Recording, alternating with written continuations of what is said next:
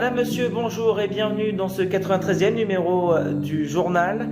À l'actualité ce jour, comme depuis de nombreuses semaines déjà, le coronavirus qui touche près de 50 pays dans le monde, 21 nouveaux cas en France en à peine 24 heures. Le bilan en Iran passe à 34 morts.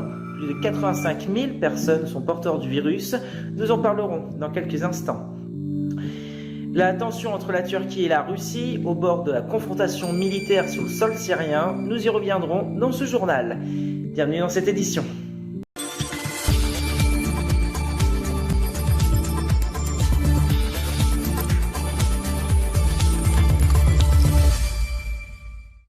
L'épidémie du coronavirus continue de sévir. Dans la nuit de jeudi à vendredi 28 février, le Nigeria et les Pays-Bas ont à leur tour annoncé leur première contamination au coronavirus.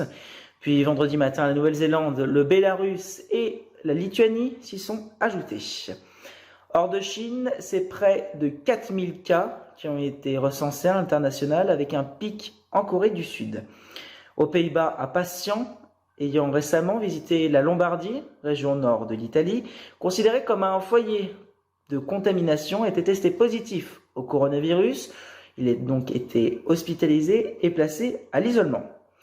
Un premier cas a aussi été confirmé au Nigeria, le premier dans le pays et en Afrique subsaharienne, a annoncé le ministère fédéral de la Santé.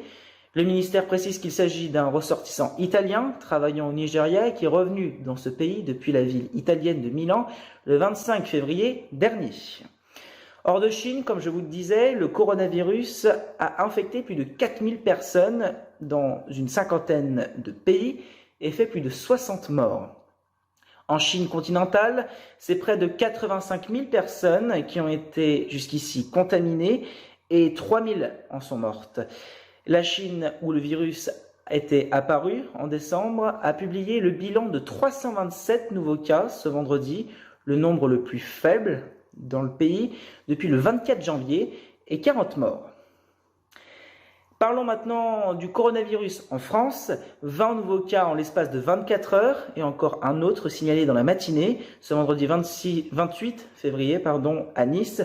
Le nombre de personnes infectées par le coronavirus en France a connu une augmentation sensible, selon les mots du ministre de la Santé, passant de 18 cas à 39 confirmés en France.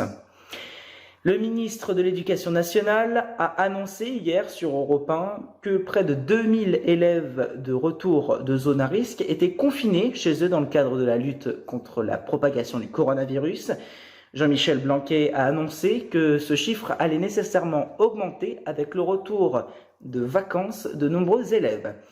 Et enfin, pour terminer sur le coronavirus, la 90e édition du Salon de l'Automobile de Genève, qui aurait dû accueillir les médias à partir de lundi prochain, ainsi que le grand public du 5 au 15 mars, est annulée sur décision du Conseil fédéral suisse.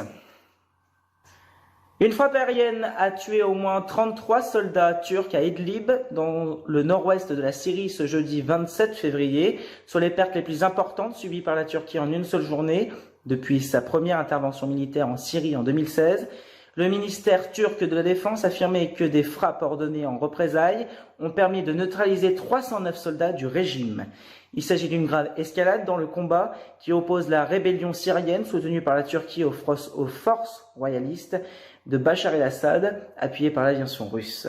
La frappe aérienne, dite un tir de précision, selon des experts militaires turcs, a touché dans la journée de jeudi un immeuble de 2 étages dans une localité de la province d'Idlib, où des soldats turcs avaient trouvé refuge après un bombardement sur leur convoi, dépêché en renfort dans la zone pour aider des troupes rebelles.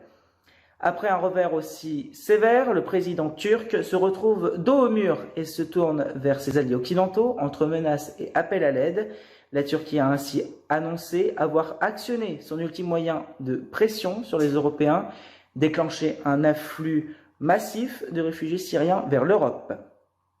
Ces menaces proférées dès jeudi soir à la suite d'un conseil de sécurité extraordinaire présidé par M. Erdogan ont été réitérées ce vendredi.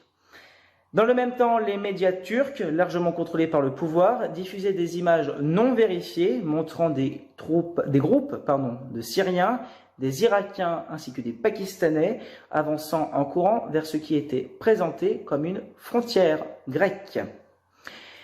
Maintenant, faisons le point sur la bourse de Paris qui enregistre une légère baisse de 5% qui est maintenant à 5259 points. Toute l'information continue sur nos comptes Twitter et Instagram @groupeinfo-tv. Voilà, c'est la fin de cette édition. Merci de l'avoir suivi. Je vous retrouve très bientôt pour les élections municipales. D'ici là, portez-vous bien. Salut!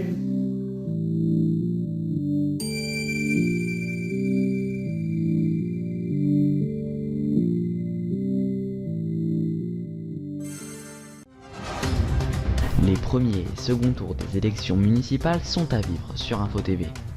Rendez-vous dès maintenant sur notre compte Twitter et Instagram pour suivre les dernières actualités qui façonnent ce suffrage. Et retrouvez-nous les dimanches 15 et 22 mars sur notre chaîne YouTube pour découvrir le nom de votre maire, les réactions politiques et les grands enjeux nationaux.